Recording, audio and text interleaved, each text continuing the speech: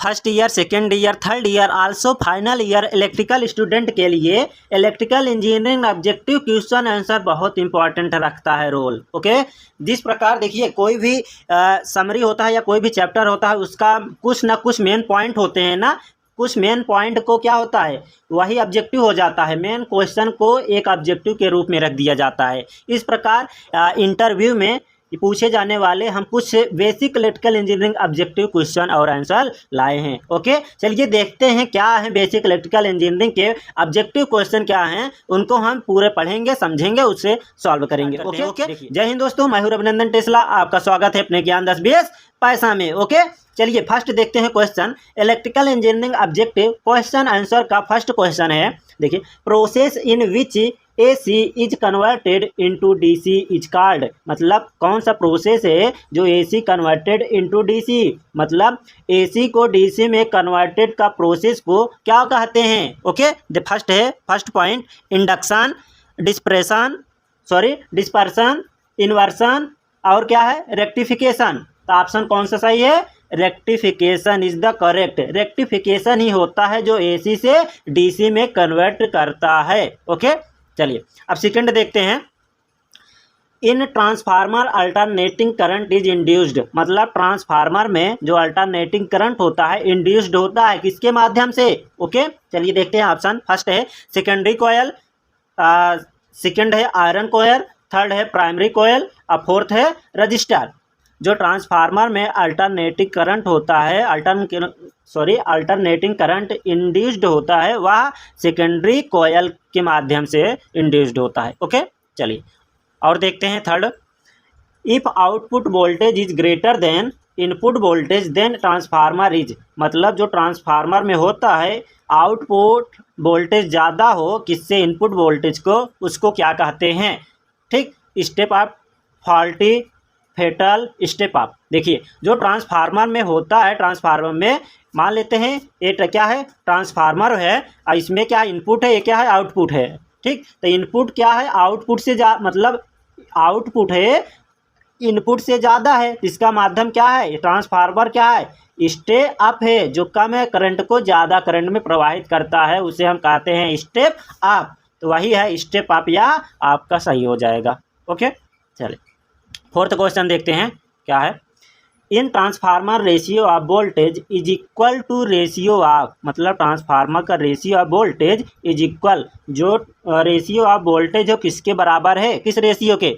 देखते हैं option, coil of transformer, iron sheet in core, number of turn in coil, all of the above.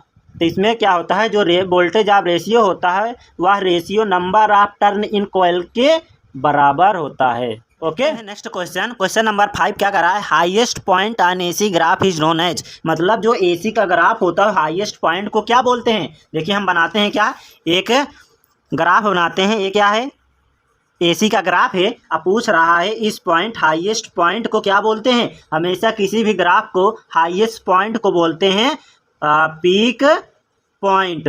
Okay, peak point. तो इसमें देखते हैं option कौन सा सही है, amplitude, frequency, wave front, peak value. तो पीक वैल्यू आपका करेक्ट हो जाएगा। ओके, चलिए नेक्स्ट क्वेश्चन देखते हैं, क्वेश्चन नंबर 6 है, the resistance of a human body is around. मतलब ह्यूमन बॉडी में जो रेजिस्टेंस होता है वो कितना होता है।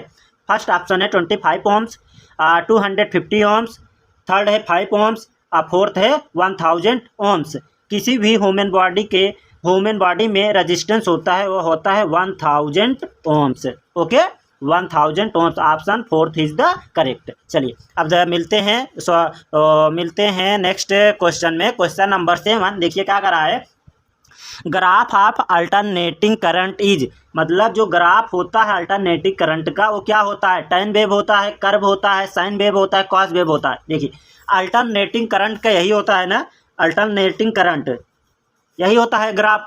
ओके, तो इस ग्राफ को हम बोलते हैं sine wave. Okay, sine wave. तो ऑप्शन देखते हैं कौन सही है, option second is the correct, sine wave. Okay, तो साइन वेव क्या होता है, अल्टरनेटिंग करंट होता है। ओके, चलिए अब क्वेश्चन नंबर 8 देखते हैं क्या है, equation which measures alternating voltage is. मतलब जो होता है अल्टरनेटिंग वोल्टेज का कौन सा मेजर करने वाला इक्वेशन है।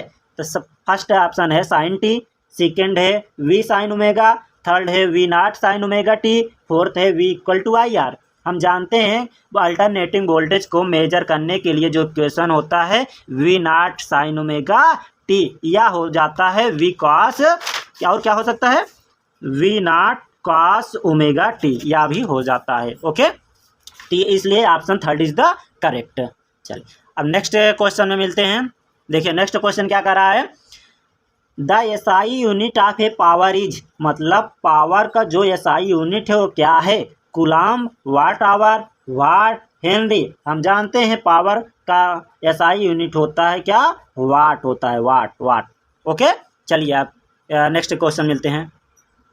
क्वेश्चन नंबर 10 देखते हैं क्या कर रहा है, if 360 microfarad capacitance are connected in series then the effective capacitance will be, मतलब क्या कर रहा है 60 माइक्रोफैरेड का 3 कैपेसिटेंस है और कनेक्टेड किस में है, सीरीज में है। हम जानते हैं, देखिए 3 क्या है, 3 मतलब C1 C2 C3 बराबर कितना है 60 माइक्रोफैरेड। ओके, यह दिया गया है। अब क्या कर रहा है, सीरीज में कनेक्टेड हैं, तो हम सीरीज का फार्मूला जानते हैं, जो से क्या होता है कैपेसिटेंस का 1/C equal to 1/C1 plus 1/C2 plus 1/C3, resistance का उल्टा होता है। ठीक, तो चलिए वैल्यू पुटअप करते हैं। 1/C equal to 1/C1 equal to 60 plus 1/C2 equal to 60 plus 1/C3 equal to 60 ना, तो 1/C इक्वल टू क्या हो जाएगा 60, एलसीएम ले लीजिए तो कितना हो गया 3, तो 1/C इक्वल टू इसे डिवाइड कर दिए तो 1/, कितना आ गया 2, तो C इक्वल टू कितना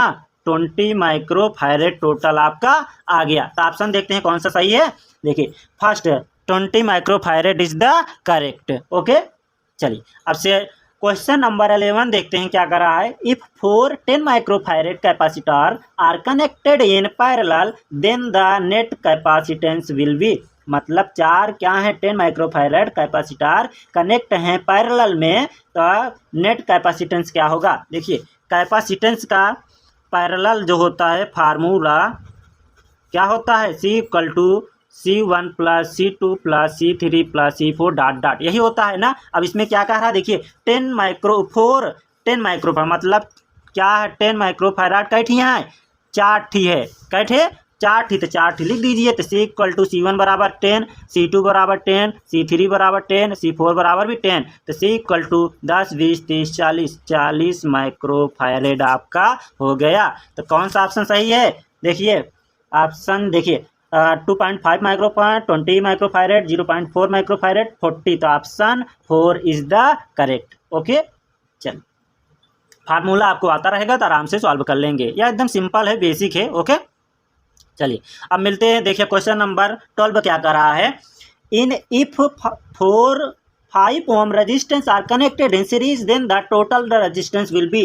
अब देखिए रेजिस्टेंस पूछ रहा है, क्या कर रहा है 4 ठीक क्या दिया है, मतलब R1 R2 R3, देखिए R1 R2 R3 R4 बराबर क्या दिया है 5 ओम, कितना 5 ओम, इतना आ गया। अब क्या पूछ रहा है, resistance are connected in series, हम पर सीरीज रेजिस्टेंस का सीरीज क्या होता है, सीरीज में R equal to R1 plus R2 plus R3, यही होता है डॉट डॉट। अब कितना है 4 रेजिस्टेंस हैं, तो R इक्वल टू R1 का मान 5 प्लस R2 का मान 5 प्लस R3 का मान 5 प्लस R4 का मान 5, 5 5 10 15 5 20, तो R इक्वल टू कितना आ गया 20 ओम आ गया।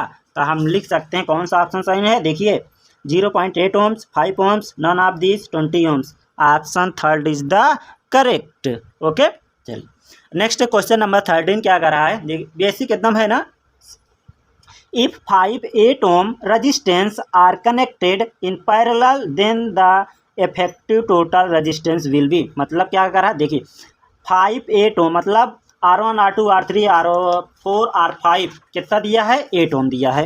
यहाँ हम लिख सकते हैं R1 R2 R3 R4 R5 equal to कितना दिया है 8 ओम से दिया है ना।